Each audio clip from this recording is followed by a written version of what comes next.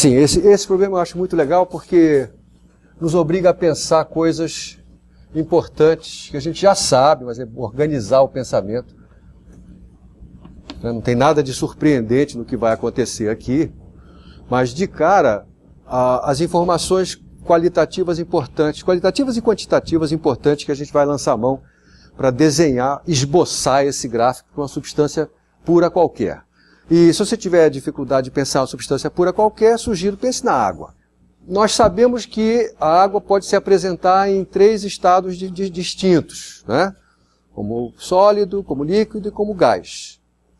E a temperatura, se a temperatura varia, eu vou aqui imaginar que eu estou à pressão ambiente, tá?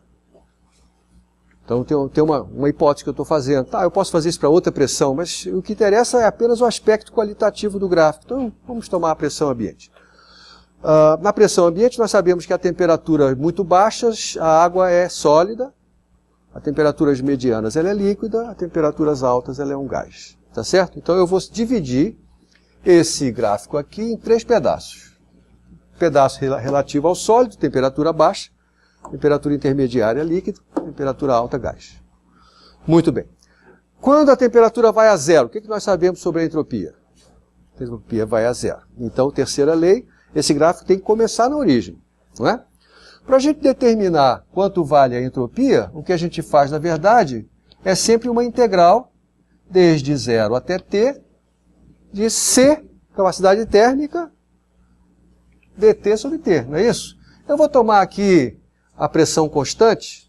Não era necessário, poderia ter feito de outra maneira, mas enfim. É essa conta que eu tenho que fazer para determinar como é que é o comportamento da entropia até o ponto de mudança de fase. Nós sabemos que a capacidade térmica vai a zero quando T vai a zero. Tá certo?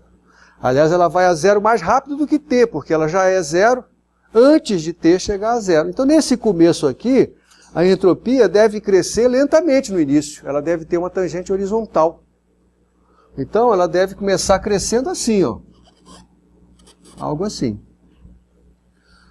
Mas à medida que a temperatura aumenta, a capacidade térmica ela chega até ativar todos os graus de liberdade, né, convenientes aqui.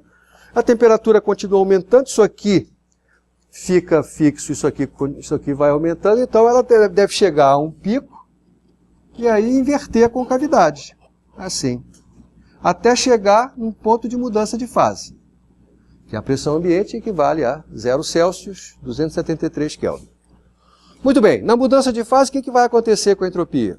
Aumenta a mesma temperatura, sem mudar a temperatura. Então ela faz isso aqui, ó.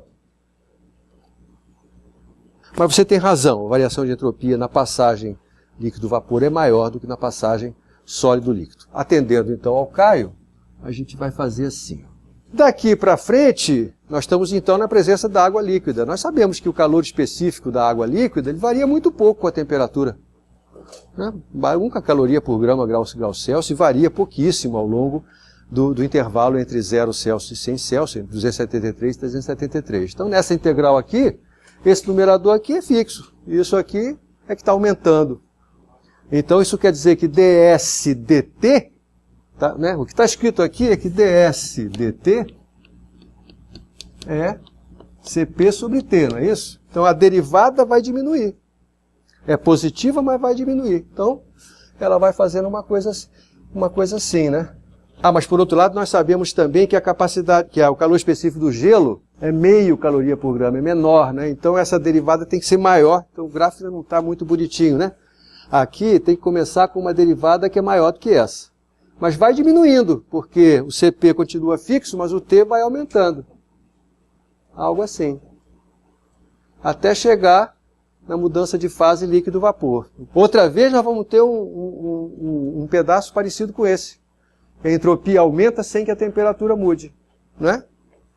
Q sobre T, onde Q é ml, calor de vaporização agora. Então aqui temos a variação de entropia. E agora nós temos o vapor. Vamos comparar o calor específico do vapor com o calor específico do líquido. Qual que é maior? Do líquido. Então aqui nós temos que ter alguma coisa que tenha derivada menor do que essa. Então estão aqui espelhados os fatos importantes que a gente sabe. Quais são os fatos importantes? Terceira lei, mudança de entropia quando há mudança de fase, comparação entre a inclinação do gráfico ST nos estados vapor, líquido, sólido, congelamento dos graus de liberdade para temperaturas muito baixas. Tá? Então, junto a esses fatos aí está. Você vê, com pouquíssima ferramenta na mão, eu sou capaz de ter o jeitão do gráfico entropia, temperatura, para qualquer substância pura, não é só para água. No caso da água, a gente sabe até qual é a relação entre essas inclinações, mas, como eu estou dizendo, o que importa aqui são os aspectos qualitativos.